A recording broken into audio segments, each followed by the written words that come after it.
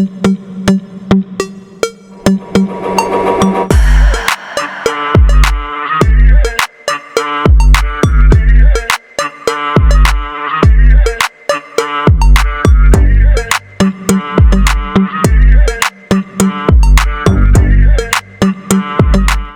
video is sponsored by The Process Life. Go over and check out our new arrivals. If you are ready to release what's been holding you back, release the flow by letting go will be perfect for you. Ready to make that shift? Well, check out The Shift to guide you through the process. And it's definitely time for you to say yes to self so you can say yes to others. And we can't leave out our dreamers. Want to record your dreams and interpretations? What the heck did I dream last night would be great. Need words of affirmation and encouragement to guide your thoughts and words? Words of affirmation and positivity is now available. Now for those who are in the process of waiting for your husband, he needs your prayers now. Start with this prayer journal, Dear Future Husband, to get you started. He will thank you for it. Pre-order yours now and receive a huge discount. And since you are part of our wonderful Process Life family, use discount code NEWARRIVALS20 to get 20% off all journals, journal sets, or gift sets store-wide. There's something I want to share that I have not shared with my husband. And I'm going to share it with you guys with my husband here. Why? Hold on, wait a minute. I thought I was supposed to get first access. So It's like an editor. when you are married, and for those who are married and you're watching, hi, you're going to really probably relate. Those who, you want to be married one day, hi, you're going to relate because you're going to know in advance. When my husband was getting his blessings, his flow was flowing, overflowing. His happiness was based on the flow. When the flow stops, his happiness stopped. That's right. The joy stopped. Yeah. And it affected me in a way where I start questioning, am I enough? Because I felt like my husband is only happy when he's making the money. Yeah, that's true. When he doesn't make the money, the happiness is gone. So I started looking at, well, dang, I'm not enough. I don't make him happy. His family don't make him happy. And I did. And I went to God about this. I was like, God, I'm feeling like I'm just here. I'm feeling like I don't really matter to my husband because I feel like money has taken precedence of me. That's how it made me feel. I can see that. When you're out of pocket and you start turning and people will see this, she's not the same. But you only the same when things are going good. It makes people feel like, well, dang, what about me? What about all of this? What about, and when you're out of pocket, you forget about what God has in front of you. Live in the present. You forget about the blessings that God has right in front of your face. You got a roof over your head. You got food on your table. You got a family that loves you. But when you're focusing on you, you don't see all of that. And the people that loves you are the people that you... The most. I was hurting, y'all. I was questioning. I was like, God, if you removed me out of the equation, would he be happy?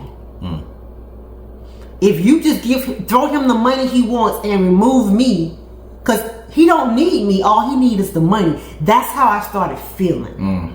Wow. And it hurt. And I was like, well, dang, we didn't have date nights like we used to. Every conversation we had, it was about money. It was about not getting lows. I'm like, where's my husband? We were just having crazy conversations, just talking about life had ceased. And I missed that. I missed that humor. I missed that, the husband didn't take everything so serious. It's almost like a religion. When you in that religion, nothing's funny. No one can joke with you. You get offended about everything. And I was thinking, well, dang. And I did, babe. I was feeling like I was not enough. Rightfully so, yeah. Money wasn't coming in, so he's not going to be happy today. Yep. So me and my child, we would go and leave. We would go and have lunch together because it was like, He's not going to be, in the mood. He's not going to be in a good mood. He was on his phone all the time. It's almost as if he blocked us out, not intentionally, but when you're out of focus. Right. That's even with me. If I'm out of focus, I can't give him the attention that I need because my attention is on something totally different. Yeah. So it happens, but when it happens, we have to be so quick to say, okay, God, okay, wait a minute. Because we can miss out on the blessings that God has in front of you, looking at something what you're trying to get that you have not possessed yet. That is the reason why we say that for those of you who know in your heart of hearts that God is preparing you for a husband or wife, that's one of the benefits of being connected with the one who God has purposed you with. That's one of the things when I say God can't fail, because God knows when enough is enough. He knows enough is enough when one spouse is at that breaking point to where they're going to start operating in the flesh now. You already got one operating in the flesh. All right? And that one that's operating in the flesh is out there. Their mind is gone. Their mind is not in the area of being this happy, joking around, whatever, and, just having fun. And the wife is feeling, just beautiful and all of that. But now when the husband is out and he's in the flesh and he's all focused, it brings a strain on relationship in the marriage itself. So God knows that. He's not going to have both of you strung out and in left field.